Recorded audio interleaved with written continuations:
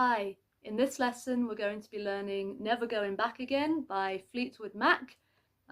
This tutorial is based on a solo live performance by Lindsey Buckingham at USC. We're going to need our guitar in drop D tuning, so that's D on the low string, A, D, G, B, E. We're going to need a capo on the 3rd fret, and I'm still going to refer to the strings as D, A, D, G, B, E, and the chords as they are in relation to the capo.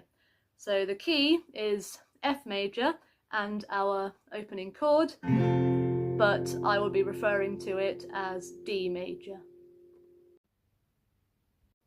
Very important thing you need to know when playing this song is that our lowest 3 strings will always be plucked with our thumb, and the highest 3 strings will always be plucked with our fingers.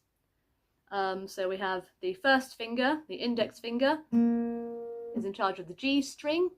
The middle finger, the second finger, is on the B string, and our 3rd finger, our ring finger, is in charge of the top E string. So with that, let's get started.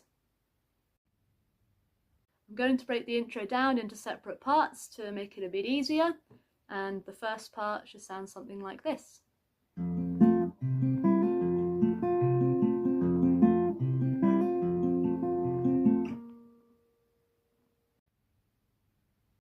So to play that, we're going to need our low D string left open, our A string left open. We're going to need to fret the higher D string. I'll refer to that just as the D string to avoid complication. We're going to fret that on the 4th fret with our 3rd finger for this note. We're going to bar with our index finger the highest 4 strings, and we're going to have our 2nd finger on the 3rd fret of the B string. That. So for plucking, we're going to pluck the low D string, then the G string, then the B and the D together, then the A, and as we pluck the A string, we're going to lift up our 2nd and our 3rd finger, still barring with our index finger. Then we're going to hit the G string, and then the B and the D together, and then hammer on back to where the 2nd and 3rd finger were. So that's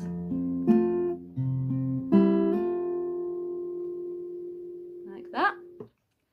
We're then going to go, still holding that chord, we're going to pluck the low D string, then the G string, then the D string, then the B string, then the A, then the G, then the D, then the G again.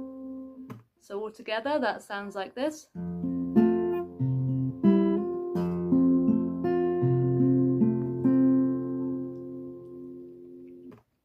Then we're going to do that again, but with a very small change at the end. So we're going to go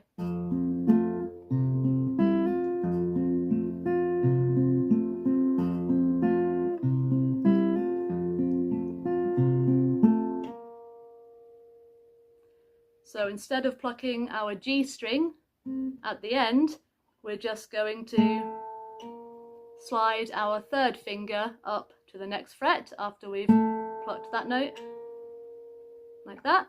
So all together that's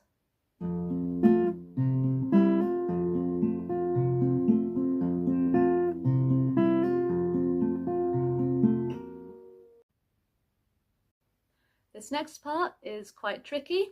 It's quite a big stretch with the left hand, and it's quite complicated with the right hand, sort of to get your head around at first, but it goes a bit like this. So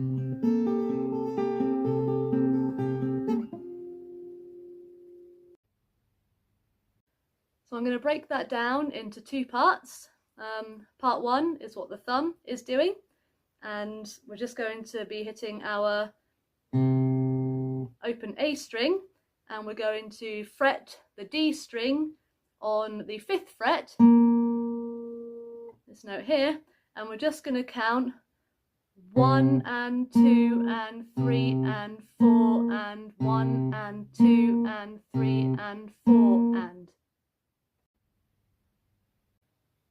So for the parts that the fingers are doing, we're going to bar on the 2nd fret with our index finger the top 3 strings, and we're going to pop our pinky on the 5th fret of the B string.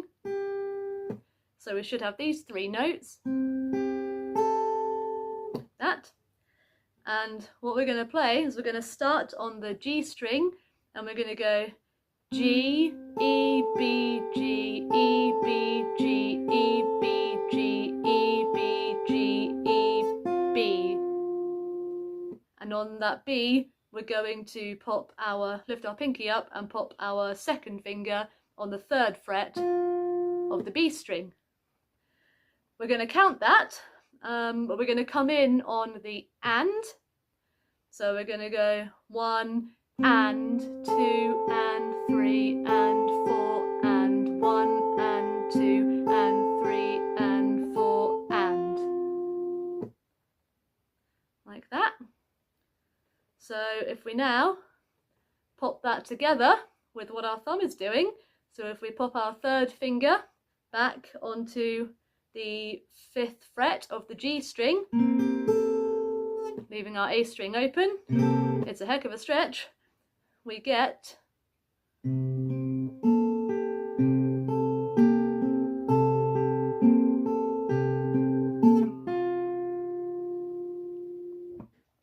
and on that last note, where we hit our B string, we're going to shift our hand back to our D major like we had before.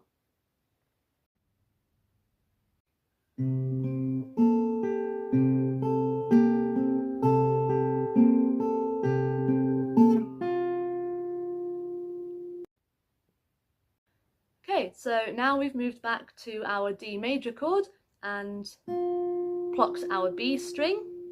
We're going to go like this.